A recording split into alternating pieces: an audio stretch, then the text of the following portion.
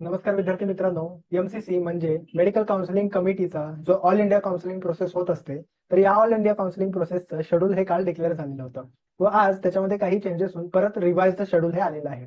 आता कशा पद्धतीने हे ऑल इंडिया काउन्सिलिंगचे राऊंड्स होणार आहेत, किती राऊंड्स होणार आहेत, त्याच्या डेट्स काय काय आहेत व कुठल्या कुठल्या विद्यार्थ्यांना या काउन्सिलिंग प्रोसेससाठी रजिस्ट्रेशन करणं गरजेचं आहे व रजिस्ट्रेशन जर आपल्याला करायचं असेल तर साधारणतः ऍप्लिकेशन फी आणि डिपॉझिट नेमकं काय असतं व डिपॉझिटचे रूल्स काय असतात हे थोडंसं आपण या व्हिडिओमध्ये बघणार आहोत.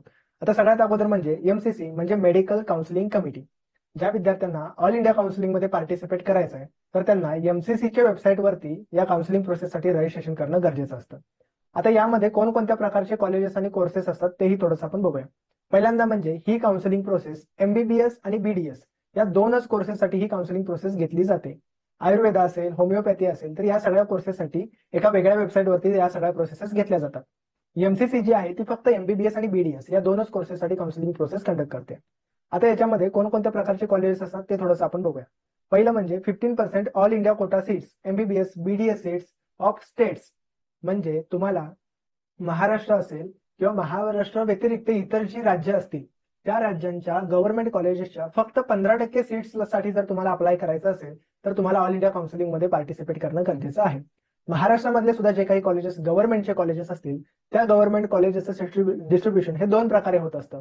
एक म्हणजे 85% स्टेट कोटा, ज्यामध्ये फक्त महाराष्ट्रात राज्यातील विद्यार्थी पार्टिसिपेट करू शकतात व दुसरा असतो 15% ऑल इंडिया कोटा, ज्याच्यामध्ये महाराष्ट्र त्याबरोबर इतर राज्यातील मुलं सुद्धा अप्लाय करू शकतात.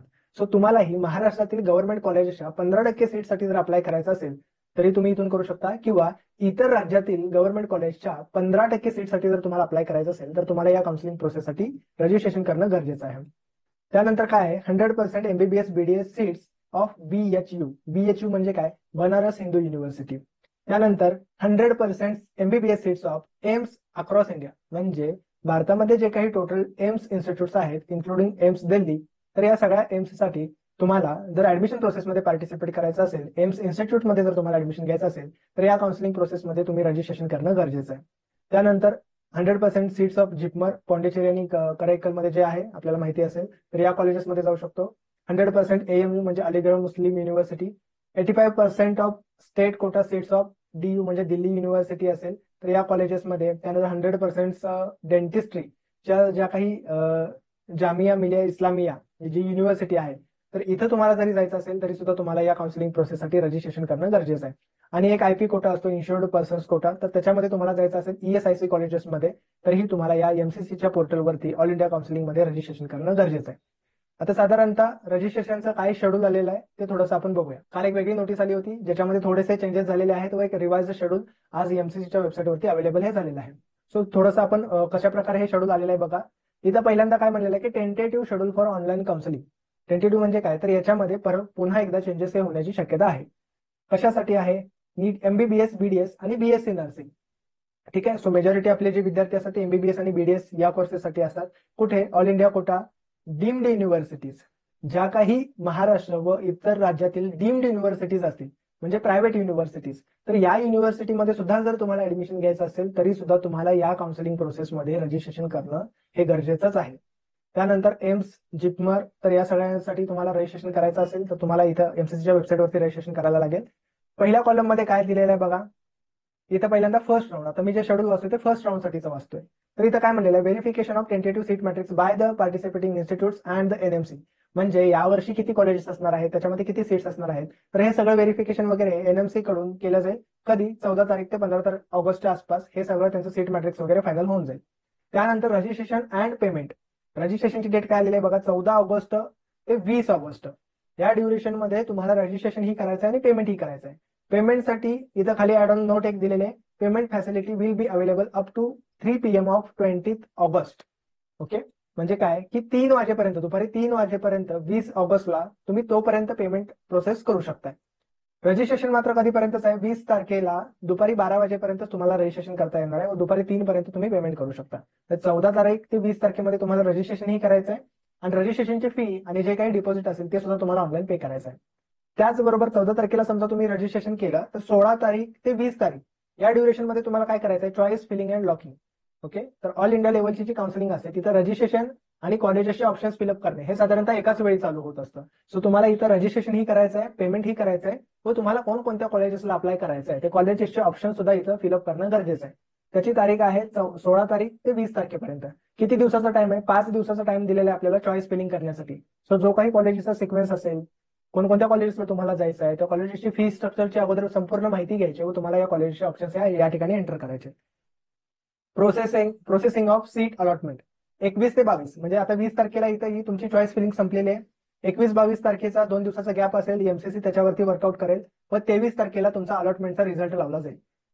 23 तारखेला रिझल्ट लागल्यानंतर तुम्हाला या ठिकाणी काय करायचं आहे तर रिपोर्टिंग/जॉईनिंग म्हणजे 24 तारीख ते 29 तारीख या ड्युरेशन मध्ये काय करायचं आहे की तुम्हाला फिजिकली रिपोर्टिंग करावं लागतं.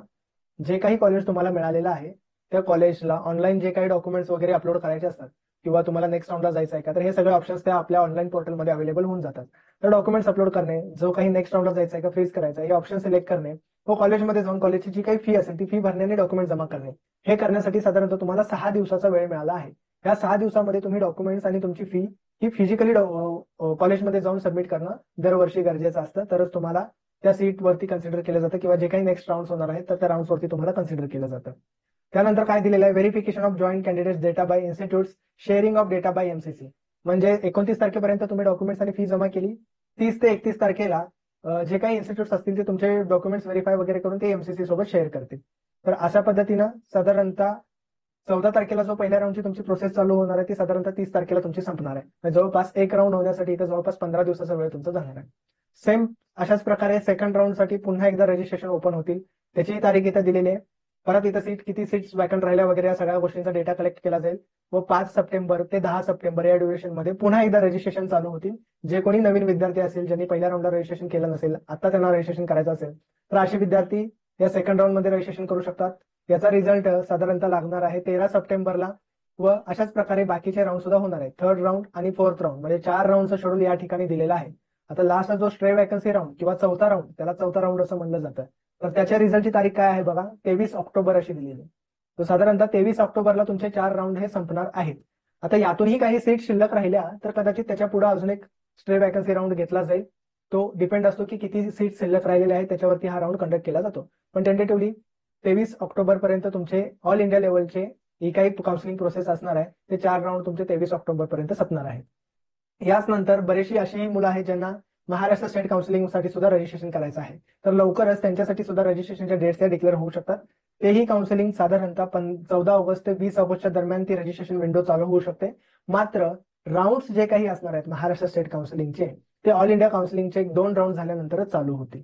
आता ज्या विद्यार्थ्यांना या एमसीसीच्या ऑल इंडिया काउन्सिलिंगमध्ये रजिस्ट्रेशन करायचं आहे तर साधारणतः रजिस्ट्रेशनची फी काय असते व डिपॉझिट किती असतं तेही थोडंसं आपण बघूया. सध्या फक्त काउन्सिलिंगचं शेड्यूल आलेलं आहे. रजिस्ट्रेशनच्या फी किती आहेत, एखाद्या राऊंडमध्ये तुम्हाला ऍडमिशन मिळालं तर नेक्स्ट राऊंडला तुम्हाला जाता येईल का, या सगळ्या प्रोसेसचे रूल्स काय असणार आहेत तर हे इन्फॉर्मेशन ब्रोशरमध्ये या सगळ्या गोष्टी मेन्शन केलेल्या असतात. सध्या तरी वेबसाईटवरती अशा प्रकारचं इन्फॉर्मेशन ब्रोशर हे अवेलेबल झालेलं नाही. मात्र ज्यावेळी हे इन्फॉर्मेशन ब्रोशर अवेलेबल होईल त्यावेळी आपण त्याच्यावरती सुद्धा एक डिटेल्ड व्हिडिओ बनवणार आहोत. ऍडमिशन प्रोसेसचे रूल्स काय असणार आहेत ते आपण त्याच्यामध्ये एक्सप्लेन करू. मागच्या वर्षी साधारणतः रजिस्ट्रेशनच्या फीज आणि डिपॉझिट हे साधारणतः ऑल इंडिया काउन्सिलिंगसाठी किती होते हे थोडंसं आपण या व्हिडिओमध्ये बघूया. आता पहिल्यांदा जे तुम्हाला स्क्रीनवरती दिसतंय ते एम्स, जिपमर, एएफएमसी आणि 15% ऑल इंडिया कोटा. म्हणजे एम्सला जायचं असू दे, जिपमरला जायचं असू दे, एएफएमसीला जायचं असू दे किंवा गव्हर्नमेंट कॉलेजच्या 15% सीटसाठी जर तुम्हाला रजिस्ट्रेशन करायचं असेल व तुम्ही रिझर्व्ह कॅटेगरीमध्ये जर येत असाल ज्याच्यामध्ये एससी, एसटी, ओबीसी किंवा डिसॅबिलिटीमध्ये येत असाल तर 500 रुपये रजिस्ट्रेशनच्या फी असायच्या व डिपॉझिट हे 5000 रुपये असायचं, जे की तुम्हाला ऑनलाईन पे करावं लागतं. त्यानंतर जर तुम्ही ओपन कॅटेगरीमध्ये येत असाल किंवा ईडब्ल्यूएस कॅटेगरीमध्ये येत असाल तर 1000 रुपये रजिस्ट्रेशनची फी असते व साधारणतः 10,000 रुपये हे डिपॉझिट असतं. आता डिपॉझिट कशासाठी घेतलं जातं तर बरेचसे विद्यार्थी काय करतात, जे कॉलेजेस नको आहेत असे कॉलेजचे ऑप्शन सुद्धा टाकतात व जेव्हा त्यांना सीट अलॉट होते त्यावेळी ते ती सीट असेप्ट करत नाही व अशामुळे त्या राऊंडची ती सीट वॅकंट जाते. परत ती सीट नेक्स्ट राऊंडला भरायला लागते. सो तुम्ही जर असं करत असाल तर तुम्ही हे जे काही डिपॉझिट भरलेलं आहे ते डिपॉझिट हे जप्त केलं जातं. आता कोणत्या राऊंड पासून हे मॅन्डेटरी सीट घेणं, मिळालेली सीट घेणं हे मॅन्डेटरी आहे हे इन्फॉर्मेशन ब्रोशर आल्यावरती आपल्याला कळेलच.